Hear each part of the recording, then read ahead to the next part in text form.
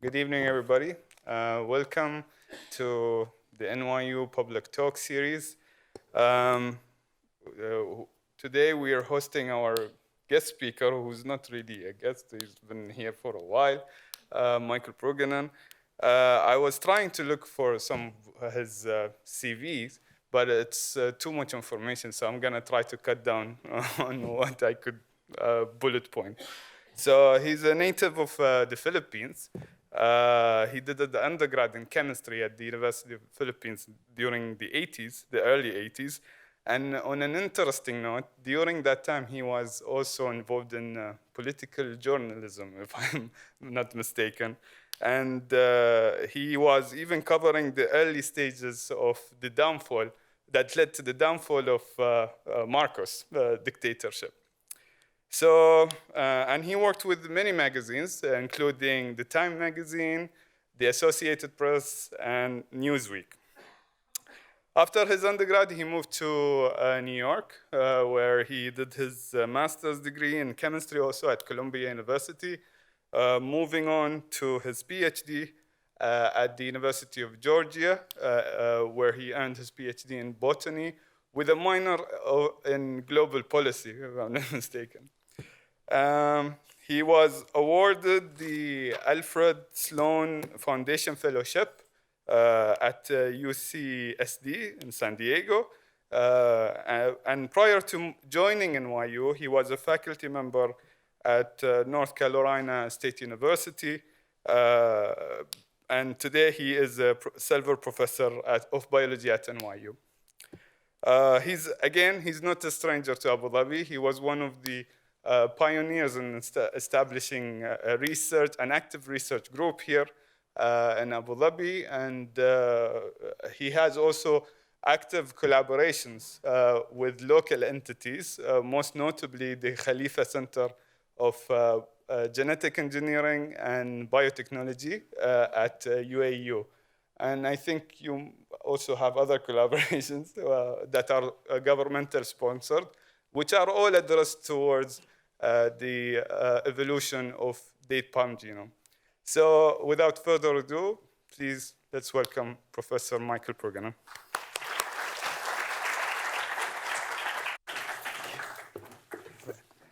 Thank you, Mohammed, for that kind introduction.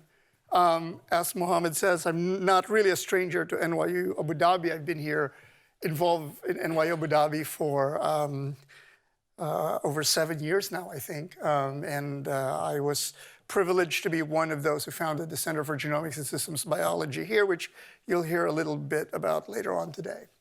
But today we're going to talk about something that hopefully will be of interest to you, and something that is of interest to the region, which are date palms and their evolution. And really it'll focus on some of the work that we've been doing and what we've learned about the evolution of date palms. But I'd like to start off with the Louvre, which just opened last week. I timed my visit here this semester perfectly to coincide with the opening of the Louvre. And how many of you have been to the Louvre Abu Dhabi already? So several of you have already been. And for those of you who have not, I really cannot stress how wonderful that museum is to go back to. And I've been there twice already this week. So it's really a fantastic museum. But when I entered the Louvre in Abu Dhabi, the first few galleries talked about the origins of civilization, the first villages and the first great civilizations. And as I entered it, and when I realized what the first galleries were, I said, I bet you there's going to be something here that has a date palm on it. Because really, you cannot talk about the early civilizations, especially in this part of the world, without date palms. And of course, in the second gallery, I saw it. A vase with date palm motifs. And that's actually the title of the piece. From Uruk, one of the first cities of the world, in ancient Sumeria. This is 4,300 years ago. This is actually towards the decline of Uruk already. But it just shows, and this is just one of many examples of the importance of date palms in thinking about the history of man itself. And we'll go back to that later on. So I got interested. Most of my research actually deals with rice. It's the primary work. My lab in New York works primarily in rice. And when I came here to Abu Dhabi to work at NYU Abu Dhabi in the Center for Genomics and Systems Biology, I was trying to think of a good project, and I decided to look at date palms. Because I actually didn't know anything about date palms. I really had no idea what date palms were and their biology, so I thought this would be an interesting challenge. But I don't have to convince you why it's important in this region. Here in the Arabian Peninsula, it is really the only indigenous crop of the Arabian Peninsula. And it is a species that thrives in arid environments that we see around us. So it is a species that has adapted very well to what's called oasis agriculture. And I wanted to learn more about how it's adapted to that. And there's also, for those of us who study the genetics and evolution of crops, something of interest to us as well. As the climate is changing around the world, we are going to be more dependent on crops that can grow in stressful environments. And maybe we can learn something from the date palm as to how to adapt to these types of environments. But it's also, as I said here, not only economically important, but it's also, as we see in that cup from Uruk, culturally important. And there are very few crops around the world that have captured the imagination of humans throughout history, that they're integrated into the culture in so intimate a way. I can think of corn as probably the only other crop species that really has captured the imagination. But date palms clearly are. In various of the old civilizations in this area, this is a detail from a Quran from the Umayyad period early on in the founding of Islam. And this is a wonderful calligraphy or integration of the date palm into the calligraphy. So what I'm going to talk to you, before I tell you a little bit about date palms, I want to give you a little bit of background, because some of you might not have had biology past your high school days. But it's not going to be too in-depth. But it all centers on thinking into a discovery several decades ago now, almost 50 plus years, which was the discovery of the structure of DNA in 1953, which of course was a seminal moment in human history, because Crick and Watson, shown here, published a paper, which I show you, pretty much that's the entire paper. There's a few more paragraphs after that, which described the structure of this elegant molecule, this double helix, that was the repository of the genes of organisms. This molecule is the one that carries the information, it encodes the information that is part of what makes us who we are, and organisms what they are. And so if you look at this double helix DNA, it contains the letters, the subsequent letters that encode the information that instructs the cells in the body to form the proteins that make us up and cause us to be, in many ways, alive. And this double helical molecule is packaged into these structures called chromosomes. And the entire set of chromosomes, all of the DNA in the organism, really makes up what we call the genome of the organism. This is the entire blueprint or instruction set for how to make an individual organism. And this just shows you, for example, the human chromosomes, color-coded here. And here in this picture, this is all packed in these molecules are all the information that is encoded in our cells that make us who we are as individuals. And there has been, a long history of trying to understand the letters that make up these molecules, to try to understand how these structures are encoded and what happens if you change parts of the encoded message. So over the last few decades now, there has been a concerted effort to study the information encoded in our genome. And the most important one was the sequencing of the human genome. This was a 10-year project. It cost $3 billion as an international project to sequence the genome of humans so that we could understand the code that makes us as humans who we are as a species. But while the sequencing of the human genome was a landmark achievement, that was not the only genome that was sequenced. Over the last few years, starting in 1977, scientists have been sequencing genomes of various organisms, starting with viruses, going into bacteria, and on to larger and bigger organisms, to rice, which I study, to the mouse, to corn. To this day, there are thousands of genomes that have been sequenced from different species around the world. So the study of genomics, or the study of our genome, has become now a central feature of biology, and of, I would say, of us as a species. We now study genomes routinely in order to try to understand the makeup of organisms. And here in NYU Abu Dhabi, we're no stranger to that. We established a Center for Genomics and Systems Biology 5.5 years ago now, where in Abu Dhabi, we try to understand the inner workings of the genomes of various organisms. And it's a sister center to one that is in NYU in New York City, which I was also the director briefly for a few years. So within these laboratories, we are trying to unravel the code of organisms that make them the distinct organisms they are. For me, as somebody who tries to understand evolutionary history, one thing always, it's a message that I always impress on people.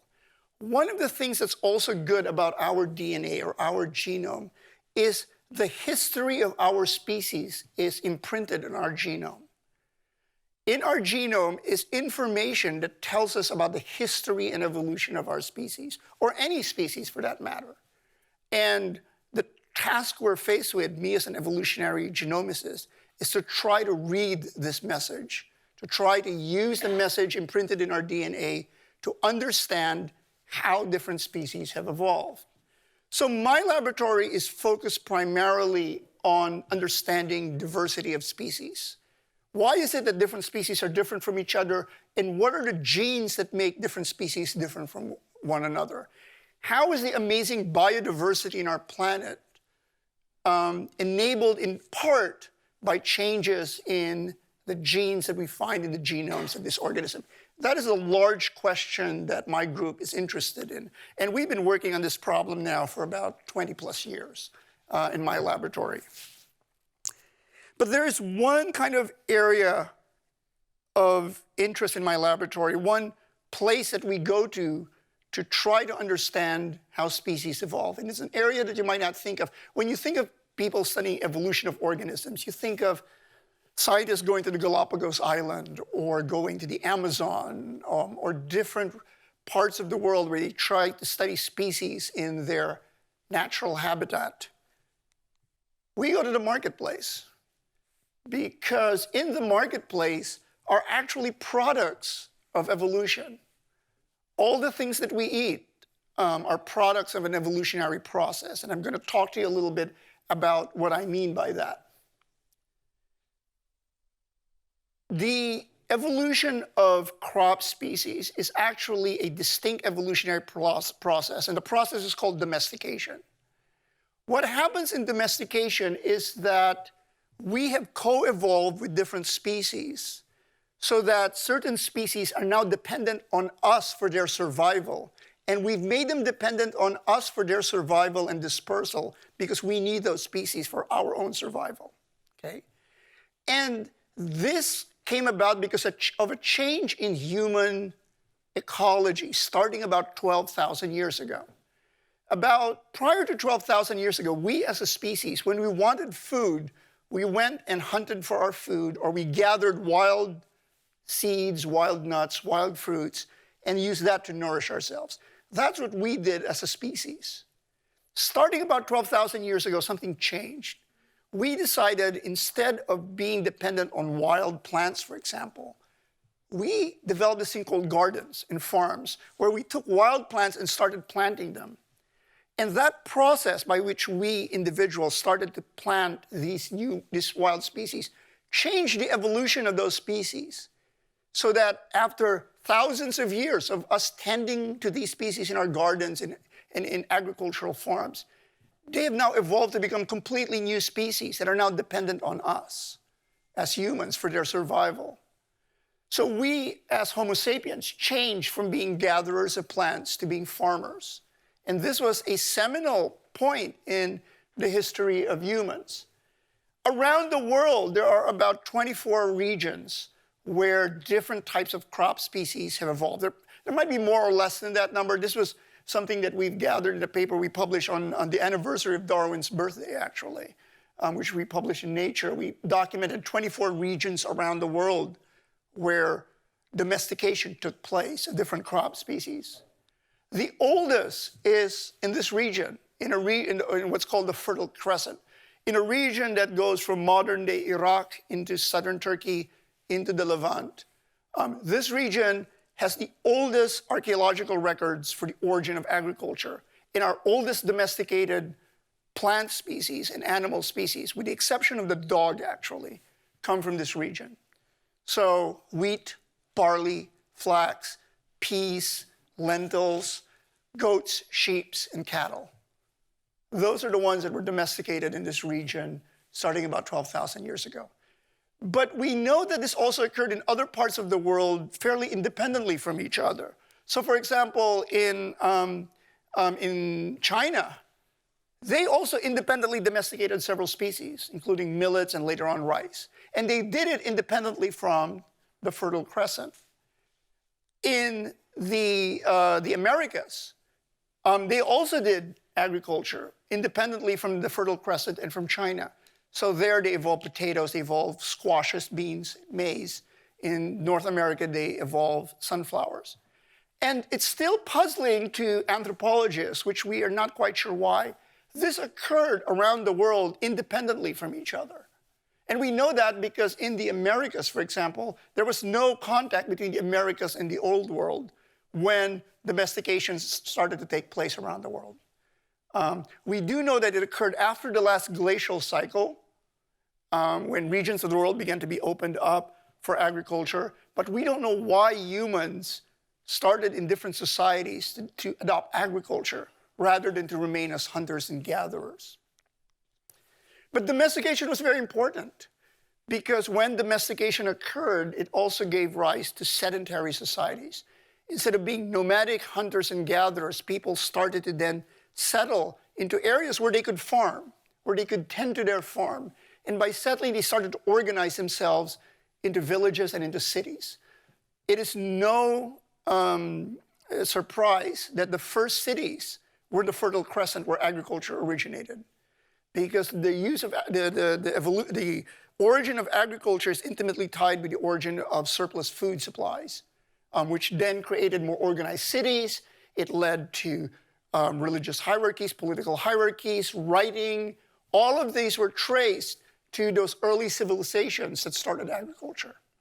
And so this evolutionary process that I talked about in evolutionary terms also was an important social mechanism for the evolution of our species because it gave rise to these large city centers and to what we would consider civilization itself. But as an evolutionary biologist, one of the things that interests me about domestication is how important it is to study it in order to understand how species evolve. So Darwin himself was fascinated by domestication and domesticated species. Origin of Species, his seminal work in 1859 that described the mechanism of selection for species differences. The first chapter is on domestication or on variation domestication. And the first book he publishes after Origin of Species was on the variation of domesticated species, of plants and animals under domestication. He was fascinated by domestication for two reasons. It allowed him to study how variation was important, and also the process of selection, which he said was of paramount importance in how species evolved. He looked to the example of how breeders select crops and animals as an analogy for trying to understand how evolution occurs in the wild. So Darwin used domestication as a way to understand evolution. My laboratory is interested in the same thing. Let's use domestication and domesticated species as a way to understand evolution. So all these crop species I've mentioned, including date palms, are really interesting because they're all actually very new species. They're very recent species. They've evolved only in the last 12,000 years. All of the species that you eat that have been farmed or have been grown in, have been grown in ranches or farms, all of those domesticated species evolved only in the last 12,000 years. They're all new species. And with the exception of the dog. The dog's the only one that started evolving 30,000 years ago. Everything else evolved in the last 12,000 years. And for an evolutionary biologist, that's exciting, because this means that these are very new species that we can try to look at and see what is it telling us about how new species arrive and are formed. So going back now to date palms, that was the kind of trying to give you a background of both genomics and also why we're interested in domestication. And as I said, date palms is just the system that we try to use to study this interesting process. Now, where do you find date palms? Date palms actually have a fairly wide range of, as a species.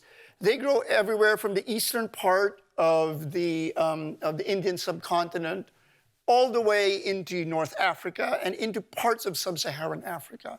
It is a species that grows into a fairly wide range in the old world. The origin of date palms is somewhat of a mystery. We actually don't know what the wild ancestor of the date palm is. It hasn't been found. I'll show you later evidence that we may have found it, but not we, but scientists have found it. But right now, it's still a little bit of a mystery. We do know that the leading hypothesis for where it originated is right in this region, here in the Fertile Crescent and in the Gulf region. The oldest evidence of date palms in the archaeological record is also actually Dalma Island in the United Arab Emirates, where archaeological digs in the last few years have uncovered several date stones. These are the two ones that are important on the right. One was dated 6,600 years ago. The other was dated 7,100 years ago. This is one of the oldest, if not the oldest, evidence for date stones associated with humans in the archaeobotanical record. The history of date palms, actually going from wild to domesticated, is a long history. As I said, Dalma Island, the UAE, has the oldest record of date palm. We actually don't know if it's a cultivated date palm or it was something that was on the process of being domesticated. And then in Mesopotamia and into Jordan, in that area, starting about 6,000 years ago, 5,800 years ago, there are archaeological sites where you clearly see date palms being used by societies. And really, by about 5,000 years ago, there's actually written documentation of date palms, especially in Mesopotamia, and then later on into Egypt and other places. And by the Persian Empire in 2500, you can really see writings about date palms fairly routinely in the historical record. But even though that's where the evidence is, that doesn't stop people from describing other possibilities of where date palms come from, since we don't know where the wild ancestor is. So pretty much everywhere where date palms grow, somebody has suggested that that's where it came from. So whether it's in the Indian subcontinent all the way to northwestern Africa, there are different scientists during different time periods who've suggested these places as where you can find date palms, the origin of date palms. But as I said, these are, the fascination with date palms comes from its importance in the culture. So whether it's in the Quran, whether it's in Mesopotamia, this is cylindrical seal 4,250 years ago. You can clearly see the date palm right at the center, all the way to the civilizations of the Minoan and Greek. I'm sorry, this is first in Egypt, starting about 3,000 years ago. This is a tomb of a minor pharaoh, and you can see scenes of agriculture and also date palms at the bottom. And here in Greece, in the Minoan and later on Mycenaean civilizations, in their amphoras, you see date palms, or at least palms, as prominent features. So date palms as a species was not only important And we don't know where it originated, but certainly captured the imagination of many of the major civilizations in the old world. And as I said, there's very few other crop species that have captured the imagination in so profound a way and have shaped culture in such a way. So here at NYU, we started 5 years ago a project which we called the 100 Dates Project. 100 dates, exclamation point.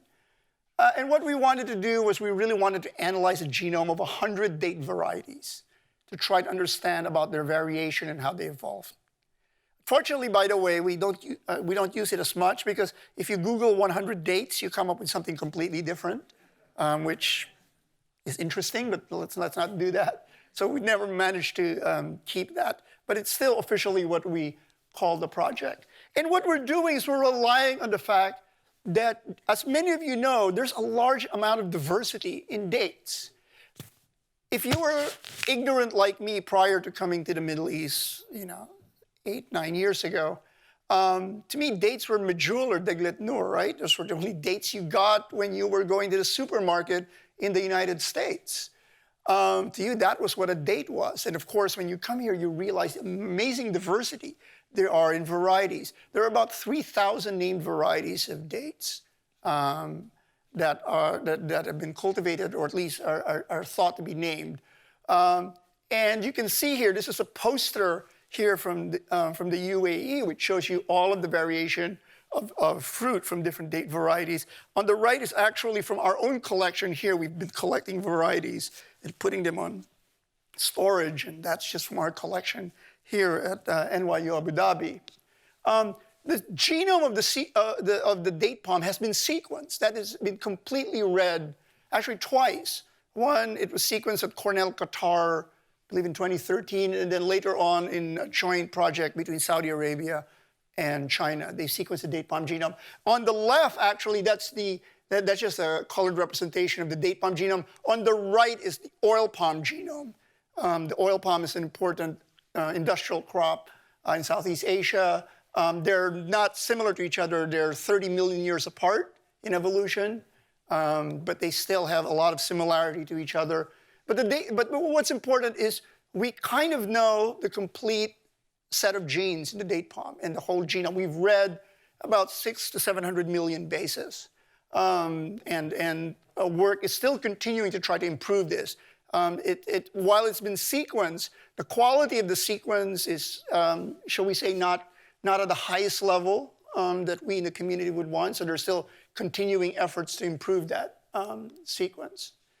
So when we look at this genome, what we in my lab are interested in are mutations that make different date palm varieties different from each other. And this is just a cartoon to show it. All date palms are different from each other in what are called single nucleotide polymorphisms, or SNPs for short. These are natural mutations that occur. And these mutations, some of them, are what make each individual different from each other. And they usually accumulate during the evolution of a species. So, for example, we in this room, one of the reasons we look different from each other is we have different single nucleotide polymorphisms, or SNPs, that make each of us different from each other.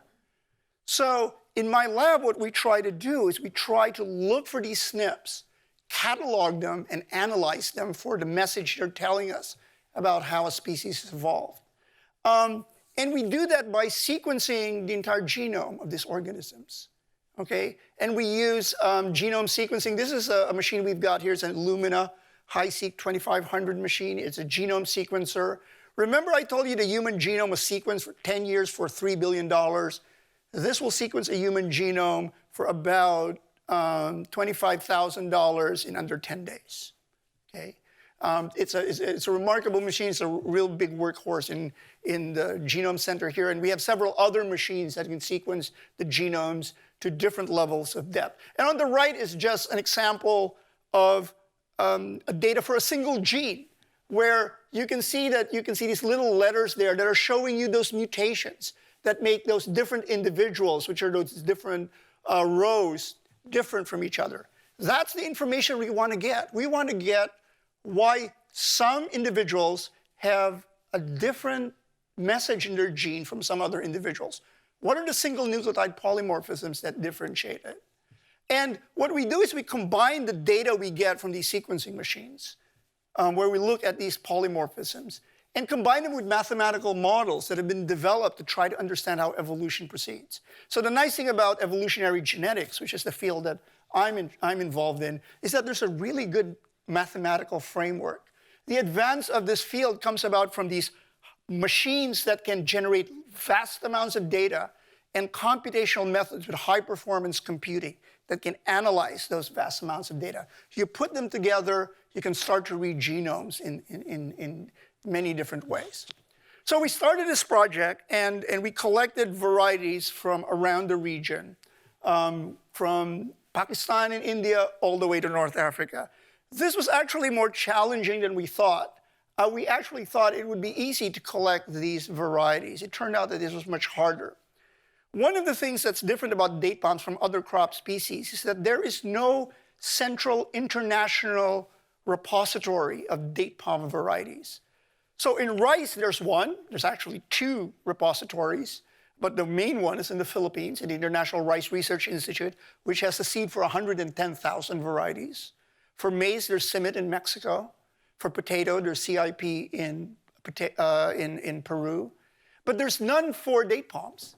Each country has their own collection, and sometimes the collection is not really well organized. And so for my team, we actually had to go almost country by country trying to collect varieties, and we've had to establish relationships with our colleagues from different countries in an effort to get samples. And it was actually a rewarding experience. So here from the UAE, we were able immediately to collaborate with UAE University to get our samples. We managed to collaborate with a professor from the University of Baghdad who gave us some samples, and we continue to collaborate with the University of Baghdad on a project.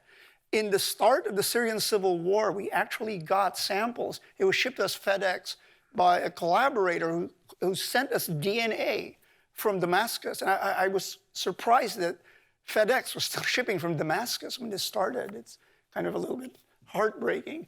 But we were able to try to collect as many as we can. We never got to, initially in this set, 100. We got about 62. And we decided, you know what? We've got enough. Let's at least get the information from these 62 varieties and publish them.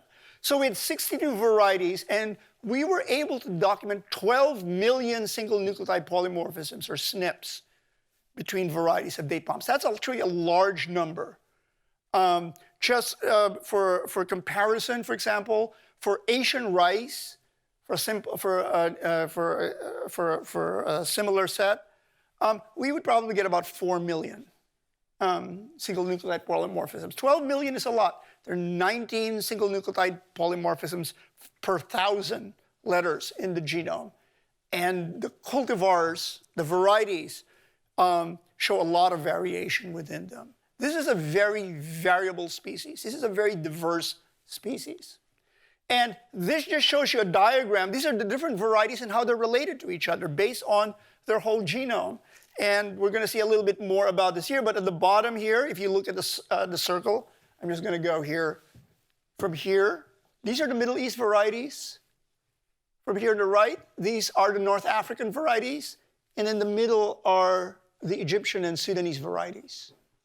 When we did more of an analysis, it's clear that the Middle East varieties and the North African varieties are genetically different from each other. I mean, not just on a small individual level, but large-scale differences. So this is an analysis where we take each individual and we look at their genome and say, what population do you belong to? And these are the Middle East varieties, and they say, we belong to one population. It's called the Middle East population. Over there, those varieties, another color, they're the ones from North Africa. They're genetically different from the Middle East. And in between, where you have varieties that look like they're part of them comes from North Africa, part of them comes from the Middle East. These are the ones from Egypt. They look like they're hybrids between what's going on between North Africa and the Middle East. And this was something that had actually been seen already, but it was nice to see it in a whole genome level. So now that we have this data, can we say something about date palms and what's creating this variation? And where do date palms come from? I hate to say it, but we still don't know where date palms come from, even this data. So we're continuing the research on this. But one of the things we decided to do to try to understand a little better is, how about sequencing the genomes of species in the region that are related to date palms, but they're wild, they're not date palms. So in this map, actually, you have the different, so you have Phoenix dactylifera, which is the date palm shown there on dark, and then other species that are found around it. So you have Phoenix theophrasti in Crete, Sylvestris in India, Reclinata in Africa, and other species that are found in the Old World, Atlantica in the Cape Verde Islands, Canariensis in the Canary Islands. Let's sequence those individuals. How are they related to date palms? So we just did that. This is not yet published. We're still analyzing the data, but this is what it looks like. You see date palms on the top, the Middle East, Egypt, Africa. Interestingly, a species that's found in the Cape Verde Islands, Phoenix atlantica, it looks like it's just a North African date that probably escaped. But it looks like it's a North African date. And here you can tell that the closest species to date palms is Phoenix sylvestris. Phoenix sylvestris is that species that you find in India, okay? Which makes sense if you think that date palms originate in the Middle East. It's adjacent to India. Maybe there was a wild species that came from India that was established in the Middle East, and that's what gave rise to date palms starting about 7,000 years ago. But Phoenix sylvestris seems to be the closest species. It's found in the Indian subcontinent. But we still don't have wild date palms, the ancestor, because Phoenix sylvestris is a separate species that is what we call a sister species to date palms, but it's still separate. Well, an interesting article came about, a paper came about 3 months ago, or July, 3, 4 months ago, 5 months ago now, in the journal Current Biology. That took all of us by surprise who were studying this, because we didn't know this was being done. There was a paper that suggested that the wild date palms in Oman may give us a clue to the origin of dates. This is the paper, it's in Current Biology. The discovery of wild date palms in Oman reveals a complex domestication history, okay? And what they found is that these wild date palms from Oman, you can see this in this tree here, which looks at relationships. Putative wild over there, it's grouping with the date palms from the Middle East. But look at its position. It's actually a little bit separate from the Middle East date palms. Here's kind of a cartoon for what it looks like. Here's the African dates, here's the Middle East dates, and here are the wild dates. The wild dates are related to the Middle East dates, but they're separate, okay? And that suggests that they're an old wild relic. Could they be the wild ancestor, or could they just be a very old branch of the date palm family? It's something that we still need to try to figure out. The beauty is that the scientist who led this study, Muriel Gross-Baltasar, I convinced her to come to NYU Abu Dhabi, and she's going to be joining the Genome Center in January to try to continue to try to study this question here. So that's what we've learned about, a little bit about the origin of date palms and the differences between North African and Middle East dates. At least they're genetically different. We now know that. And we ask, what are the genes that makes these two different from each other? And we can start to use this information to try to, and the genome information, to look for specific genes that are variable within the species. Oh, before I go that, I'll tell you one mystery about the North African dates, because the North African dates are a little bit of an enigma. Remember that the Middle East and North African dates are genetically separate. Because they're genetically separate, it's been suggested that maybe dates evolved twice, once in the Middle East and one in North Africa. It's a perfectly reasonable idea, except the archaeological record doesn't suggest that. These are just like a summary of archaeology throughout the region for date palms. 7,000 to 6,000 years in the Gulf region. In about the Levant, it's about 5,800 years ago. It doesn't cross the Red Sea into Egypt until 3,500 years ago. That's when you still start to see date palms. It doesn't appear in North Africa, first in Libya, until about 3,000 years ago. it comes to North Africa very late. And you can kind of see the pattern, right? It's oldest in the Middle East, and then it looks like it's moving west. So about 3,000 years ago, it's now in North Africa. If that were true, actually, as a geneticist, that has a prediction. As a scientist, we can make a prediction. If the theory is that date palms originate in the Middle East and then kind of moved to North Africa, the prediction is the Middle East date palms are going to be more variable than the North African date palms. What we should see is something like this. Where diversity is highest in the East, it should decrease as you go west. That's not what our data showed.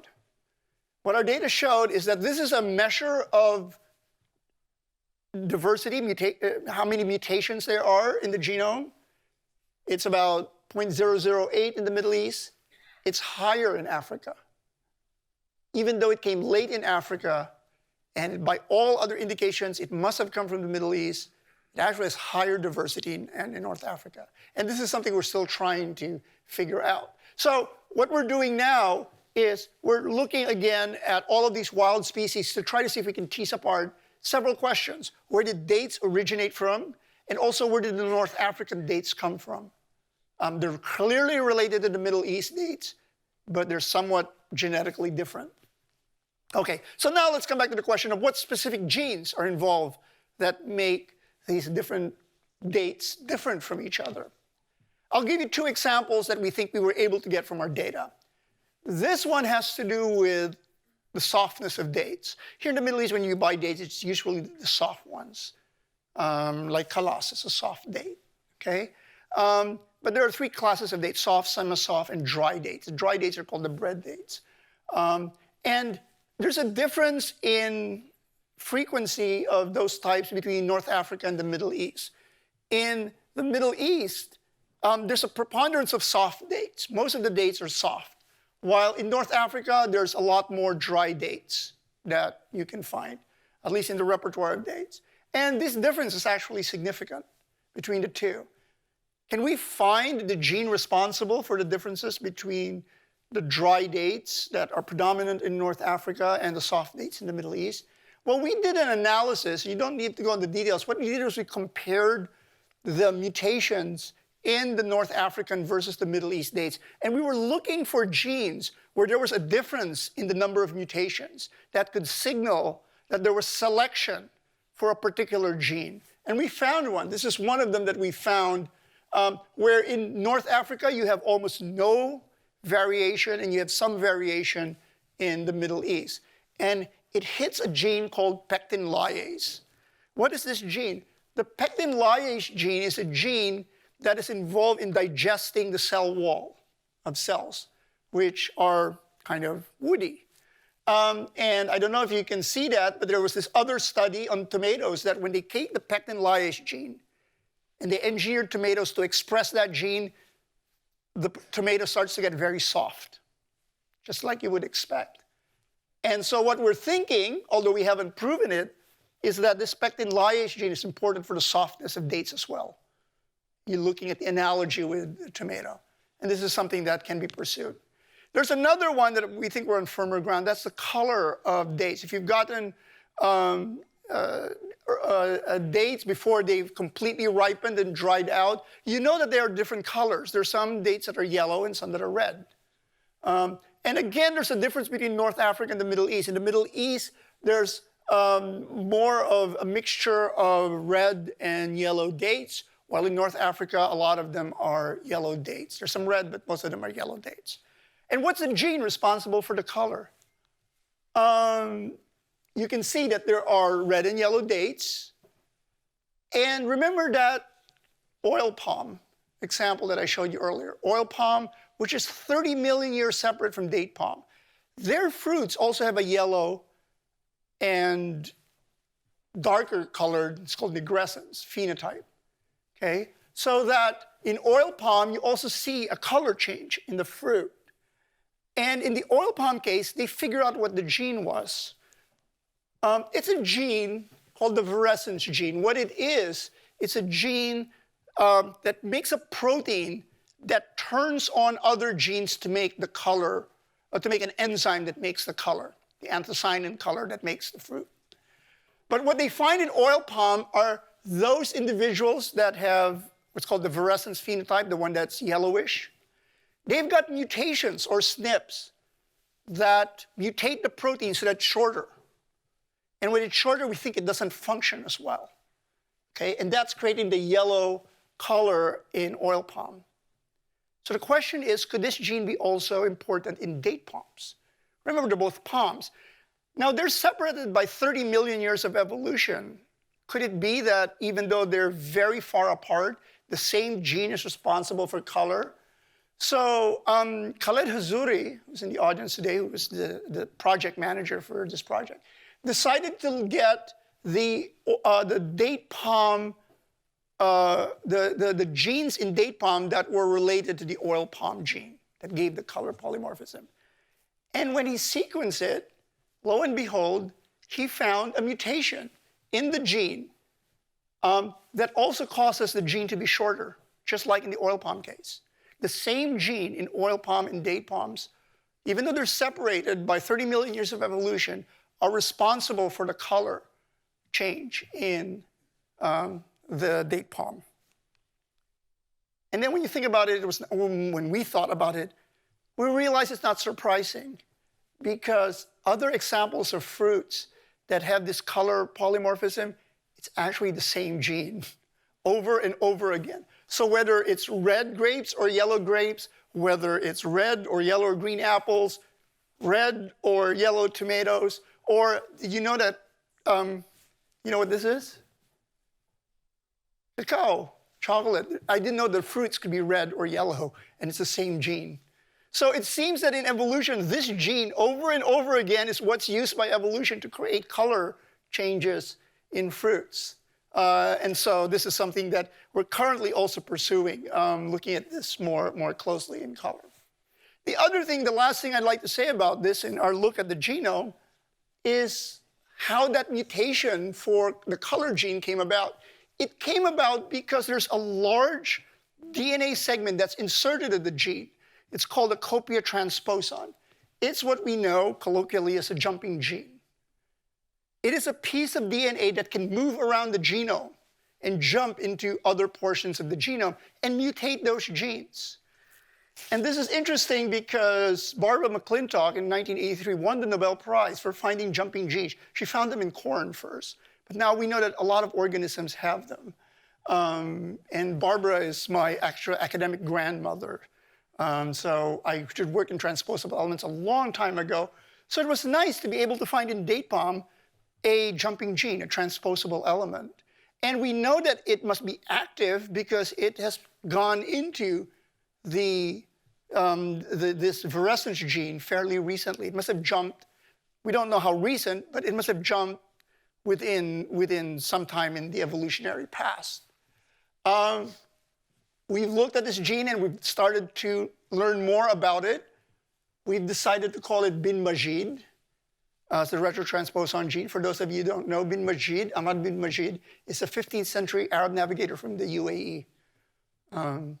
And actually, I wanted to name it Sinbad, but somebody had already taken the name. It's completely a waste because they'd taken the name, and it's the name of a transposon or a jumping gene in some parasite that they found. It's like, that's not a way to use it. So I had to find another example that was culturally significant. So I settled bin Majid. And that gets me back to the Louvre. Because as I'm walking in the Louvre, what do I find? It's a copy of the nautical treatise of bin Majid from 1576. It was right there. You know, just shows you how your work can intertwine with other things. So that's what we've learned with looking at the genome sequences of these varieties of dates and what we've learned about their biology. I'd like to end by seeing what else we can do and what we are going to be doing in the future here at NYU Abu Dhabi. One is we're going to continue to try to unlock the mysteries of date palm evolution. We want to find the origin of date palms. And we're going to try to sequence as many both cultivated dates and wild dates to try to see if we can track where it came from. Because it's kind of a mystery we want to be able to solve. But the other thing and the more useful is we want to take the variation or the diversity in date palms and learn more about the genes that make this diversity. And there are a lot of traits that we can look at. We can look at flowering time. We've been collecting data, for example, in sugar levels. This is sugar level data where you can see each of these dots is an individual variety. And most varieties have actually low sucrose. They're high in glucose and fructose, but low in sucrose, except some varieties, which are higher in sucrose. They're the sukari varieties. Some of them are the sukari varieties. So we know that different date varieties are different in what sugars they have. And we think that we can take that data on different sugars, on different acids, on different volatiles, different flowering time, different sizes, anything that we can measure that has a genetic basis, we can take that data, put it together with the genomic data that we're going to gather, and be able to map genes for these traits. What are the genes that make a date rich in sucrose rather than rich in fructose? What would make this plant flower later rather than earlier? What would make this one a softer date or a drier date? What would make this one a larger date or a smaller date? If there are genes behind that, we think we can map it. And this is something that we're interested in doing for the next few years. So that really gives you an overview of some of the research that we've been doing at NYU Abu Dhabi and date palms. And I think we're going to continue. It's something that we're committed to and we're really excited to do. I think one of the things that we're trying to do, and this is in collaboration now with the Khalifa Center of Genetic Engineering and Biotechnology at UAE University, we've decided that our date palm genome project is now kind of a collaborative effort between our two institutions, where we hope to study more about the genomics and evolution of dates in the future. It really, I think it's time that that UAE has its own date palm genome project. And this is really the start of a date palm genome project, which I hope will continue over the next few years. So I'd like to end by thanking the people who really did most of the work. This is actually my group both in New York and in Abu Dhabi. I brought my New York group here in Abu Dhabi last year, so we were able to take all of them together. It's a small group, but a very high-powered group. The amount of intellectual firepower in my group, I'm always awed at how brilliant they are. The work that I'd like to point out that the work on date palms was led by Khaled Hazuri, who is here in the audience today. He's now as an assistant professor at the Khalifa Center for Genetic Engineering and Biotechnology, but continues to be a visiting scholar here at NYU Abu Dhabi so that it strengthens the collaboration. And Jonathan Flowers, who is a postdoc both in New York and Abu Dhabi, doing much of the work on date palms as well. The other one I'd like to mention is Sylvie Ferrand over there. She's a technician who works on the date palm project. And I have other people like undergraduates who are involved in the project or not in this photograph and have been working on these projects for the last few years. So I'd like to thank you for your attention. I hope you learned something about date palms, and I'm happy to answer any questions you might have about date palms that I can answer, or the evolution of crops, or crops in general. So thank you very much.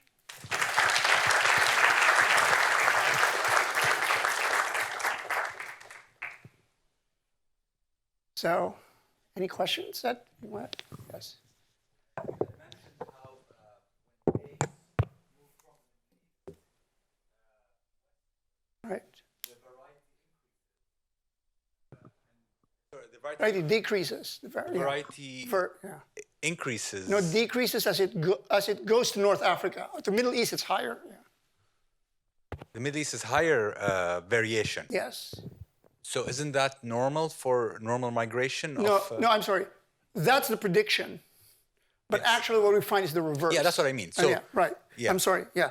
That's the prediction, but we find the reverse. Okay, so the question I had was, are there other varieties of plants or animals or something which have migrated but have not taken the normal variation? No, there probably are some cases, but they're exceptional cases. I can tell you what we think, and we're trying to prove it. We think that what happened is the Middle East dates got to North Africa, and something was growing there that they hybridized with. And that really increased their diversity because they hybridized with something that was different. And in fact, Muriel's paper, the Omani paper, she actually suggested the same thing. We think we know what it is, but come back in a year and we'll tell you what it is. I actually had a question. Sure. First off, very interesting talk. Too much going on in your lab, and I think more things are coming soon. So from the data that you've accumulated throughout the years, your next generation sequencing, have you found any annotations that are related to medicinal potential? No, we haven't looked at those yet. Our focus right now has been on some of the traits that are important for flavor, for sugar levels in flavor. That's where we've concentrated our attention. Anthocyanins, by the way, are a good antioxidant. So that's probably the only one. But we haven't really focused on that. That would require somebody who knows pharmacology, actually, which our group doesn't. Just to follow up on that, what about disease related to palm trees? Yeah, so that one we actually did in the study that we published 2 years ago. We actually looked at the genes that were responsible for defense against pathogens. And what we found actually is that the number of genes for defense against pathogens is low in date palms compared to other species. And so we're trying to sort that out also. That's actually going to be something that we might look at again in the future, because that's kind of important to look at. Somebody there in the back. My question is a bit related to Mohammed's question. You have two groups, the Middle East and North Africa. I wonder if there are some symbiont organisms that are living with dead palm, and if yes, do you have like sharing symbiont between those two groups, or it's completely different? No, so we don't know anything about any. So most plants have what are called fungal endophytes. They're fungi that grow in the plants. And in fact, in many species, you actually need fungi in order for the plants to germinate and survive. We know very little about fungal endophytes in any species. So it would be interesting to look at those more carefully. And actually, genomic technologies can help us look for those. So I'll tell you what I think. I suspect there's going to be differences, but I don't know because there's very little known about them. And also the general microbial community. So one of the things that would be great is to look at the roots, right? And what's growing around the roots. Because we know in other species, some of the microbes that grow around the roots help deliver a nutrition to the plant. And it's likely it's different in different environments. But again, there's been no study. So this is the nice thing that when I started looking at date palms about 5 years ago, there's so many questions that you can ask that need to be answered. So somebody here in the audience might want to try them. My lab can only do so much. Questions? It's over there. Thank you for mentioning the Dalma dates. I'm part of the archaeology team who discovered them on Dalma Island, and you use some of my photographs in your presentation. Oh, that's your photograph. Excellent. Of the carbonized date stones. Yeah, the website. My question was, you showed on one of your graphs, actually, it was at the bottom of one of your slides, the ideal scenario was that the wild dates are small, and that domestic dates or domestic date palms, ideally you have a larger fruit. Right. So ideally the stone may be quite large in proportion to fruit in the ancient dates, pre-domesticated, and then you're moving towards a thing. But actually, when we did our study, and one of my colleagues who sat here helped me to measure, actually it was about 900 date stones or something from a collection that we made here in UAE and Oman, and there's huge variability in the size. And our impression from the biometric study of the actual date stone seeds was that there's actually quite some of the dates are quite large in the early period. So the Neolithic dates, and there's a site called Mehrgarh in Pakistan, which is believed to be about 7,000 BC, something like that. They're very long and large, the seeds. which is quite interesting. Our Dalma ones are also quite large, long, and thin. And when you look at modern varieties, of course, when you buy in the market here, everyone knows if you buy Saudi dates, they have especially long seed stone inside them, as well as other varieties of dates in UAE, Khalas, and other things are quite small in size. So I just question that hypothesis slightly, because there seems to be a very big variety in the earliest time period of sizes of date stones. I should say, thank you for pointing it out, that in a sense is a conjecture because we don't know what the wild ancestor looks like, and that's a problem. But that's interesting you have that data. Again, Muriel Gross-Baltasar has published a lot on the morphometrics of seeds in the archaeological record. And when she comes here, it might be good for you to discuss. Yeah, we can exchange measurements and do some analysis on the Dalma ones. That would be excellent, actually. Sure. I also collaborate with archaeologists on my rice project, so I'm glad to have met the archaeologists on date palms, frankly. Yeah. Thank you. I'm just wondering, so I know that you said that it was difficult to pinpoint the ancestor of the date palms, but I'm just wondering, how does the diversity in the types of the date palms, particularly in the Middle East, before domestication compared to the diversity of the types after domestication, and how long of a time frame did it take for all the different types to appear? That's exactly the question we want to ask, and we can't ask them because we don't know what the wild one looks like, right? In most other crop species, we know what the wild ancestor is and we know what the domesticated is, so we can make the comparison. We don't know what the wild one here is, so we can't make the comparison. We're going to do it for the Omani wild date palms more closely. We want to study them more carefully because they're clearly an ancient offshoot.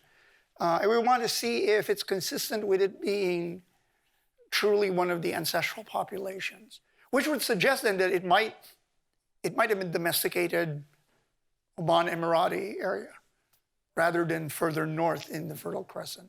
But we don't, that's why people are looking for the wild ancestor, to make that comparison. Yes. Now, we're told human mankind originated somewhere in East Africa and moved into the Arabian Peninsula and then east and west and so on. Now, is there a relationship between the origins of date palms and the movement of human mankind? Yeah, when humans moved out of Africa, that was much earlier than what we're talking about. That was in about 90 to 100,000 years ago when they moved out, I believe. I'm not quite sure. 270,000. Okay, 270,000, so I'm off by a third. In date palms, these are much more recent, right? We're looking at 12,000 years, 10,000 year histories. So no, I don't think that there would be any relationship. Plus the climates are so different too. The savanna climates where they probably originated from, and the more arid climates here. Although they were arid now, but earlier on they were not as arid. But no, we think it's really from this region where things are coming from. Thank you. Yes. As understood well, the origins of palm date and oil date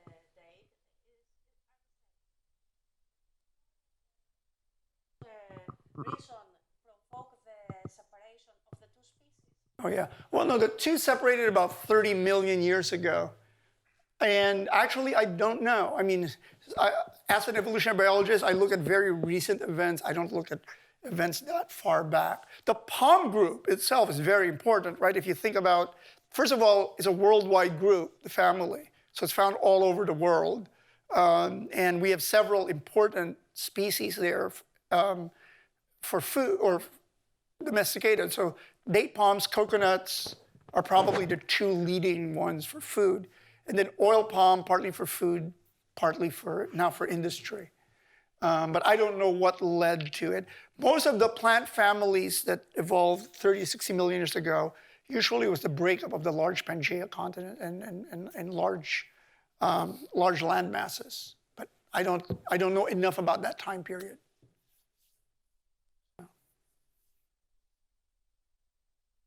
Okay. Questions?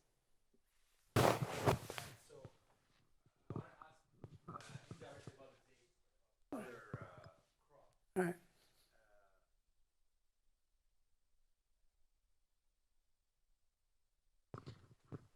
Genetically, the other dates, the other plants, when they the wild variety remained, Right. even though the cultivated ones evolved. Has there been similar cases where the same thing has happened with large trees? So because there aren't that many of them, the old varieties effectively died out. Yeah.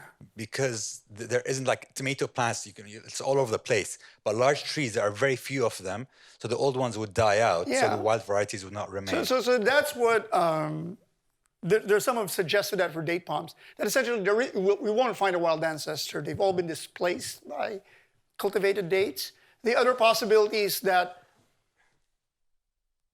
every wild ancestor has been transformed into a cultivated date, and there's just nothing left. And there are examples. Horses are, completely different. Horses are another example where we don't have a wild ancestral horse population. So this is not unknown. But we think that there's still room to explore in more remote areas, especially in mountain areas. So people don't want to give up hope yet. But that's a perfectly reasonable. After a while, if we can't find them, that's as perfectly good a hypothesis as we can get. So. Okay. Okay, so without any further ado, thank you, Michael. Thank you.